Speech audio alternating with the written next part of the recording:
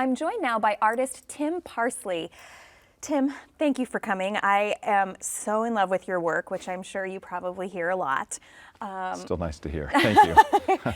I want to talk about your journey to get to this point. Can you remember when you first kind of fell in love with art? Probably hard to remember when I first did, because I think all growing up I was always doodling and drawing and making work, being creative in whatever I could find. All my math notes in high school were just encrusted with drawings on the side. I don't know that the math was so good necessarily, but yeah. So I'd always wanted to do that, but I also was very involved with my church and faith, and so for the first 13 years of my adult life, I kind of went a whole different route. I worked as a pastor in various churches, and that was a great experience, but there was not a lot of connection for the art, like, make brochures for things and all, but it really didn't have a place there. So after a period of time and things going very well with what I was doing, I just realized this is not what I'm supposed to do in the world. It's not what I want to be when I grow up.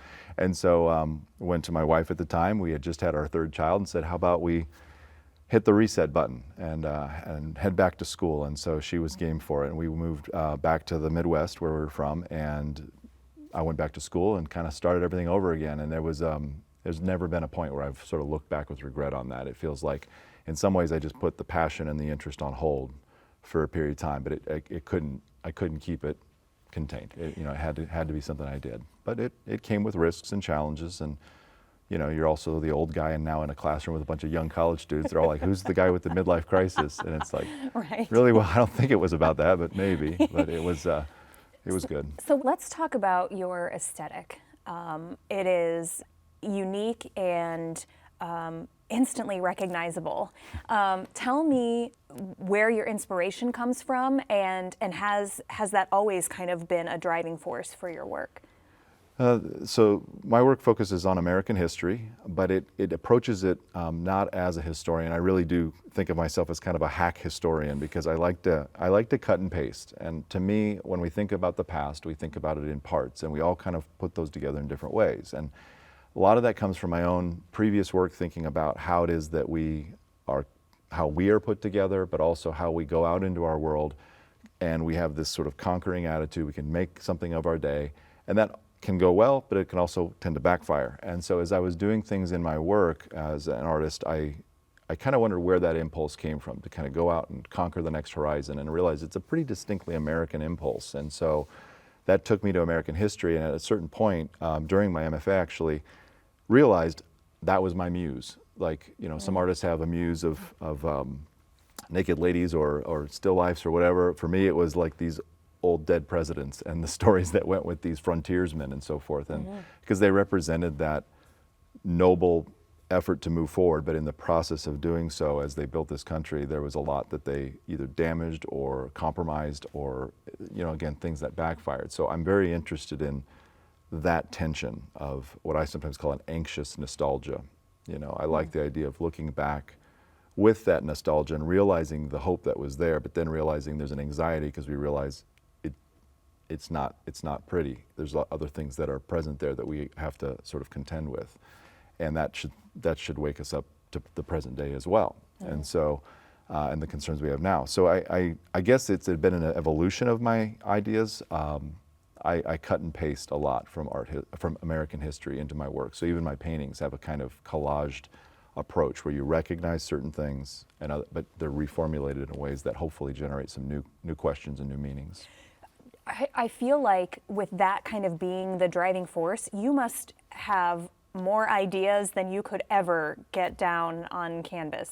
Sometimes, depends on the point in the semester, so Yeah. you get a little, you do need some space and some time to be able to think out things. And many times your ideas, you put them down and they don't work. You just have to, but you don't know that till you put them down. Sure. And so I would say that there are times that there's a lot. I've got several sort of smaller bodies of work I'm doing that have been going on for a couple of years, and part of it's just not sure how to put those into place yet, how to bring them into a painting or a drawing or some other kind of work.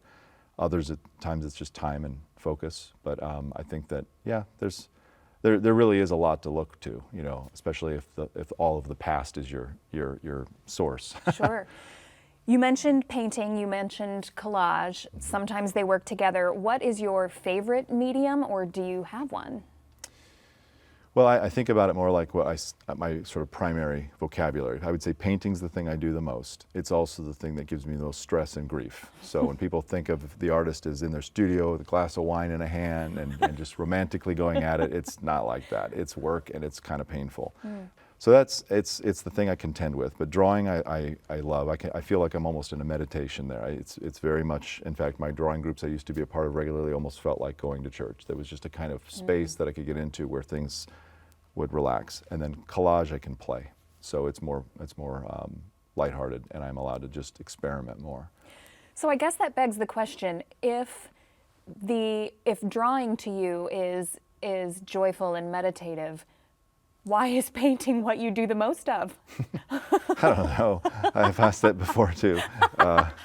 There is something about a piece that gets invested in. I think painting has a way of capturing that time and energy that an artist puts into it in ways that other media sometimes don't capture. And there is I think that part of my approach wants to contend with something, wants to kind of be challenged by either the ideas or the media. I think the tension sometimes just comes too from the tradition of painting. It's big and it kind of lords over you. And so, you're always sort of making work aware that this thing has been really invested in, it really needs to work out. Whereas like with a drawing, if it doesn't work out, well, it was just a sketch. But if it does, well, it's a work of art. And it has that sort of flexibility to it. It's a little more humble in terms of its medium. That is so interesting. I never thought of it that way. We have to talk about your murals because people might not know your name, but they know your work. You have done some big pieces. How do you even begin to wrap your brain around a giant mural? Well, some of the murals I've been able to do, been doing them for about a little over a decade now. They have sometimes been informed by the client, whether it be the building owner or a community that I'm working with. And so some of that just kind of bubbles up from those conversations and their interests. So that's a little bit more of a design mindset where I'm bringing a certain skill set to what they're looking for. And I like that. I mean, I think some artists feel like that's not themselves, but honestly, I mean, these are in their neighborhoods. It's not my piece after it's done. So I want to make sure that they can live with it and that they like it. Right. But the ones I've been able to do where it is more my own voice, I think I've tried to find, and the two I've been able to do here in Fort Wayne this year, both come out of an aesthetic that I'm interested in, and fortunately the spaces that they were placed and the walls they were painted on, those involved in it, the building owners or the community around, the supporters of it, were in favor of, and they liked the ideas that I was bringing to the table. So I hope for more of that kind of work where the spillover of my own portfolio could take form in a mural as well. So how do you logistically tackle a mural? I look at a white piece of paper and I'm intimidated. I can't imagine looking at the side of a building and even knowing where to begin. Well, I guess it's that cliche, how do you eat an elephant, one bite at a time. Sure. But there are strategies. I normally work with a grid and then a sort of layering of very basic shapes and basic colors, and then build out more painterly techniques on top of it. But I do realize, and every time I do a mural, I'm reminded that every wall has its own personality. And so, you go in with a formula that you think is going to work, and then you have to adapt. And that is something that I think artists, and what I hope my students understand as well, is that you get very resourceful. You sometimes find yourself committing to things that you're not quite sure how you're going to do yet, but the artist lives in a space where they're adapting, they're resourceful, they're used to working with usually less in terms of resources, but they figure it out. And so that adaptiveness is something I bring to those murals, because they'll definitely give you a run for your money. But I do it small, and I scale it to a wall that's going to be proportionate, and then I find different methods to project it or grid it or draw it onto the wall. And then begin to, actually not that different from how I would do some of the work I do as a painter. So it's just a lot more paint. From start to finish, how long does a mural generally take? Again, with each wall being different, it changes. A lot of that can be determined by the character of the wall in the first place, if it needs a lot of repair, if it's, its size obviously, but a smooth skim-coated wall versus a an old brick wall with lots of nooks and crannies can be kind of a different thing. I mean, it takes a lot longer with the second kind. I would say most of the murals I've worked on, though, range anywhere from 5 weeks up to 6, 7. I've had a couple that have gone as long as 8 weeks, but those were really massive.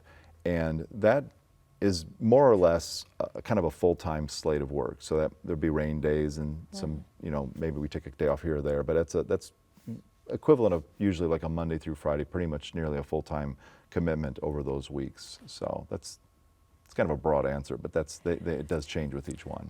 8 weeks. I mean, are you loving it the whole time, or does there come a point where you are? No, I don't love any of the work I do the whole time.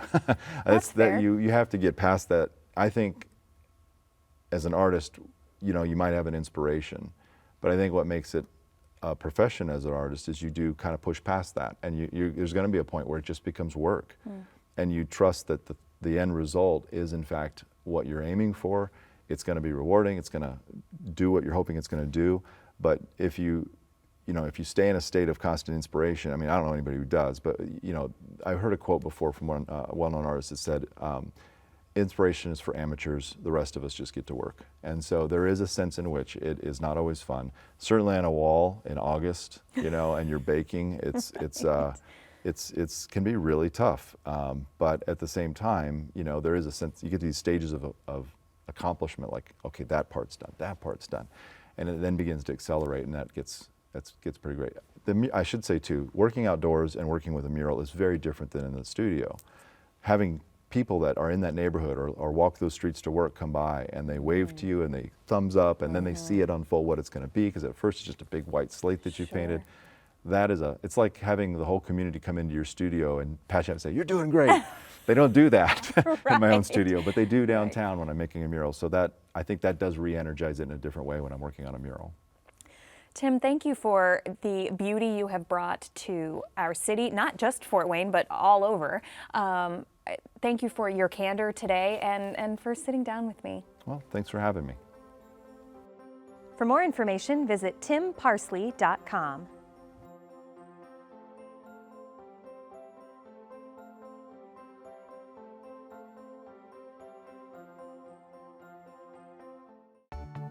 Arts in Focus on PBS Fort Wayne is funded in part by